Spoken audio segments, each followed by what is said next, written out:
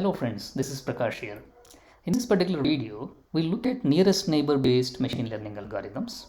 Now this is very similar to the k-means clustering machine learning algorithm as well, which we have seen earlier. Now all these algorithms have one common thing, which is measuring the distance between the point to be predicted and the rest of the samples. Right? So there is a concept called as Euclidean distance. Euclidean distance, it measures the distance between two different points that are in multidimensional space, right? So accordingly, whenever we're trying to classify any particular point into one or the other group, what it will do is, what these algorithms will do is basically they measure the distance between the point to be predicted with the rest of the points in the x dimensional space. So when I say x dimensional space, we're talking about only the input dimensional space. Remember, we are predicting the output in the case of supervised machine learning algorithms, and even in the case of unsupervised machine learning algorithms, we might not be predicting the class or the continuous variable, but we would still be trying to predict a cluster, a group. So the distance that is to be measured here is only on the basis of the x dimensions, right? So that is one important point to be noted. So in this graph that I'm showing on the screen, so we have just taken an example of experience and salary based correlation, where different points are plotted here. Now let's suppose we are trying to classify two red points here, which are the two red samples that are to be predicted, which to the respective classes, right? So this is clearly a classification type of machine learning problem. And the way this works is, this tries to measure the distance between those red dots to the rest of the points that are closer to it, right? So let us say if we take this algorithm works by initializing it with k value. So whatever is the optimal number, we will choose it based on different experimentations. But the way it works is, it will try to measure the k nearest points from that particular k nearest samples from the point being predicted, right? And then the majority vote of the nearest neighbors would be the one that would be assigned. So in this case, if you look at the left red dot here, so there are 3 blue points which are close to it, and the 2 green points are also close to it. But then since blue points are more in number, so that's the one that is going to be used for classifying it towards. Now the same case in the for the right red dot, all of them that are close to it happen to be the green dots, so it is going to be classified into the green class, right? So eventually they become classified into the respective classes. So that's the basic background about k nearest neighbor classifier.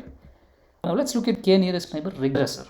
So k nearest neighbor regressor also works in a very similar fashion. This is also going to plot the samples on the x dimensions, and whenever we're trying to predict something, right? In the case of regressor, this is a problem of continuous value prediction. We do know the output values for the all the samples here. So what we do is we start similar to the previous case.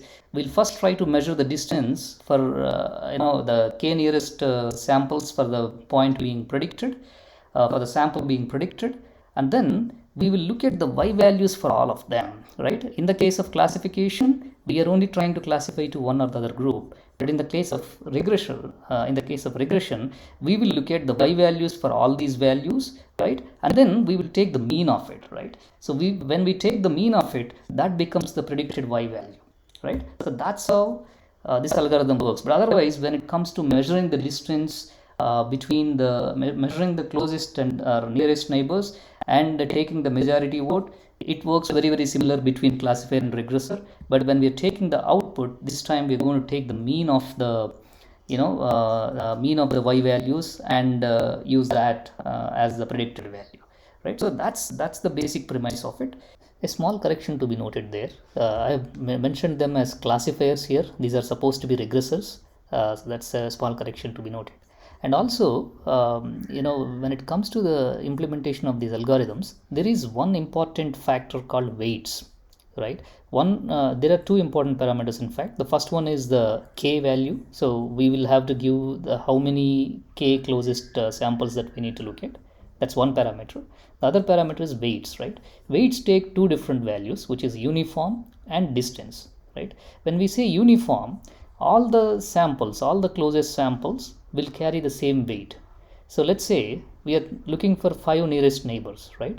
Now, no matter how much distance they are, until you find 5 samples, all 5 samples that are found, even though they are far apart or some of them are closer, they all carry the same weight. So that is what we call it by uniform here.